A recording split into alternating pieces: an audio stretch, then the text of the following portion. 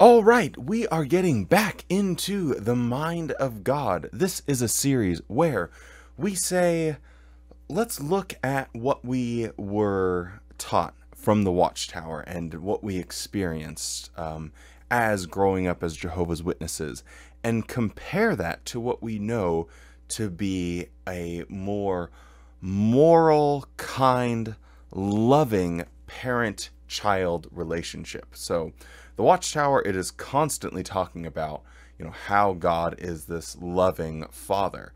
But when you look and dissect the various different teachings that they promulgate, you kind of get this picture of someone that might be a bit of a psycho. So, thank you so much for joining me again for another In the Mind of God. Zizi is here cleaning his beautiful coat.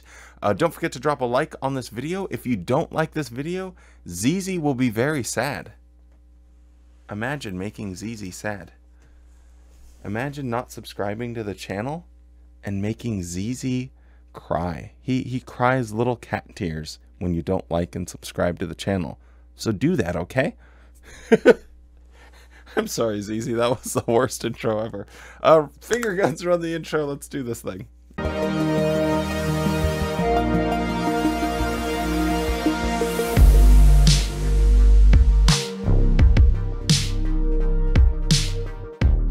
All right. So today we are talking about free will. Now, we're not getting into philosophic free will. If you guys want me to do a video on that, let me know in the comments below, and I'm more than happy to go into that.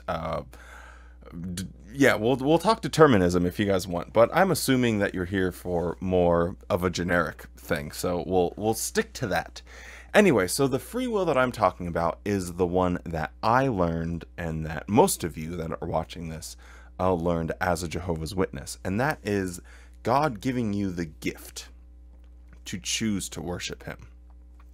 So when God created man, he didn't create them to be robots, because why would you want to be worshipped by a robot that was just programmed to? And he doesn't compel us to worship him as well. And it's such a loving thing that he did for us to give us free will. I would like to challenge that. And as always, I'm going to use the same illustration or the same conceptual plot line, and that is God is the Father and we are the children. And if we put the actions of God in that context, what are we left with? Is it a loving God? So when it comes to free will, if God says, okay, well, I am going to let you choose whether or not to worship me, but, and it's a big but, if you don't worship me, the option is death. And if you do worship me, the option is life. So, generally speaking, I'm speaking carefully here, generally speaking, in most instances, life is preferred to death for most people. And I think that's a fair enough thing to say. I realize the complexity of the situation. That's why I'm speaking so carefully. But generally speaking, life is preferred over death. Cake or death? Cake, please. Okay? So, if God says, worship me and get life, I'll show you the best life ever, blah, blah, blah, blah, blah, and if you don't, you will die. Can you really call that free will without someone holding a gun to your head? So, just to use our standard illustration, imagine a father, and he says, okay, you can have anything you want for dinner tonight. Anything you want. But if you don't have pesto raviolis with meatballs, I'm going to shoot you in the face, or I'm going to poison anything else that you eat, and you will die a slow, painful death. Would you say that that father was giving his children a choice? Did those children really have an opportunity to make a choice as a free moral agent in the world? Or was their father a insane narcissist that only wanted things his specific way. I can't imagine that anyone watching this video, and these videos, by the way, they never do very well, and every time I release one, I always lose subscribers for some bizarre reason. Just, I'm talking honestly about the things that we know about Christianity and the Bible, and for some reason people are like, well, I don't want to subscribe to that channel anymore. It's kind of weird to me, but whatever, that's okay. We can handle that. But I can't imagine that anyone watching this video, no matter what your religious stance is, that you would sit there and say, yeah, a father that threatens his children with death if they don't choose one thing for dinner is a loving father, or is giving them a choice. Like, how is that a choice that you can make when life, generally speaking, is preferred over death? So I grew up in the Watchtower, and I think that, or grew up as a Jehovah's Witness, and I think that this sort of mentality permeates the entire religion. And it might not just be Jehovah's Witnesses. I think it extends much further than that, because people have a misconstrued idea about what a choice actually is, because they think someone holding a gun to your head and saying, okay, you can have whatever you want for dinner, but choose the pineapple. And the kid sitting there, I'll have the pineapple. You made a great choice. Aren't I a loving father? I think that concept, which is pretty much the foundation of the religion, it's you are with us or you're going to die. That is the foundation of the religion. It's heaven and hell. It's paradise or death. It's baby pandas and watermelons, or you just cease to exist forever. So I think it does permeate the entire religion, and that has some other deleterious effects that trickle down. For instance, shunning. A lot of us are currently experiencing, or are potentially going to be experiencing, shunning at some point because we're taking a stand against the Watchtower teachings.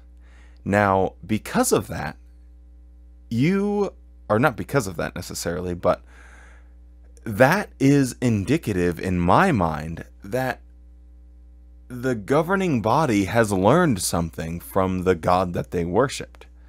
That they can hold a gun to your head and say, you are going to be a Jehovah's Witness or lose everything. You will lose everything. But hey, it's a choice that you make. It's everyone that's a Jehovah's Witness makes a choice. So for instance, when I was baptized as a Jehovah's Witness, I had zero concept of shunning. Zero concept of what would happen if I ever left the religion. I just wanted to be baptized because some of my friends were getting baptized and everyone told me I need to get baptized, so I got baptized. Even after doing all the questions and everything, I can honestly say I had zero concept of what would happen when I left the organization. Now, once you're baptized and they got you, right? Then they hold the gun to your head and say, okay, well, now that you're older and you realize what happens when you leave, by the way, everyone that you've ever known in your entire life is going to shun you. Every meaningful connection that you have in this world is going to immediately be gone. And it's going to be replaced by your friends, family, your own mother seeing you in a grocery store and turning the other direction and walking away. Now, it's your choice whether or not you want to stay a Jehovah's Witness. It's your choice. It's all fine. Isn't that horrible? I guess we don't have to go so extreme maybe with our illustration, but let's imagine a father saying, okay, you can have anything you want for dinner, but if you don't have the pesto ravioli with meatballs, then I am going to break every finger in your hands. You're going to have broken every single finger in your hands. I'm going to hit them with a hammer until they no longer move. So, hey, you can have mac and cheese if you want, but just know the consequences. I think even if it's not the threat of death, it's still psychotic. It's still disgusting. So, thinking about this concept of free will, what is the function of it? Like, what is so great about free will if you're getting into the mind of God, which is what this series is all about? So, God is sitting and playing with Play-Doh, making humans and animals and all these things. And he says, well, I want everything to worship me, and if they don't, they're going to die, and I'm going to actively kill them. But I don't want them to be compelled to do it. I don't want them to be forced to do it. So I'm going to give them a choice. I'm going to give them the option to disobey me. So that way I feel better about myself? Does that make you feel better? Does that make you feel good as God? Like, okay, well, I feel so good that I didn't force, so the people that are worshiping me, they are really worshiping me. And those other people that decided they didn't want to follow all of my ridiculous commands, I think that, you know, they're horrible people and they deserve to die. Imagine if you're someone that lived in ancient Jerusalem and you're a woman and you get raped by someone and he wants to pay the bride price and basically marry you, and you have no other choice, right? So you have an option. In God's mind, he's sitting there looking at you as a rape victim. Just so we know what we're talking about here. God is looking down at a rape victim and saying, I wonder if she's going to go along with this. She has to marry her rapist. What if she just said, I don't want to do that. I can't do this. He's following all the rules. Hey, I raped her. I need to pay her father money, and then I can't divorce her. Blah, blah, blah, blah, blah, blah, blah. So he rapes her, and she's sitting there and says, I can't do this. So she runs away and goes and runs to the Midianites. And the Midianites are there like, wait, they required you to marry the guy that raped you? And that's horrible. You can come live with us. We'll take care of you. We'll provide you shelter, and you can marry whoever you want. God's looking down at that person that runs to the Midianites and saying, well, she doesn't get everlasting life. She deserves death because she didn't follow my ridiculous commands. Do you see where I'm going with this? Is it free will? Is free will a gift if a rape victim is forced to marry her rapist? And can you honestly sit there? Can anyone out there on the internet honestly say that is okay? And if you can, then I guess you're a moron. But if we can collectively say, okay, that's super messed up. That is what God required for the, do you want raviolis or do you want macaroni and cheese? She said, I don't want raviolis, and walked away from it. I don't want to marry my rapist.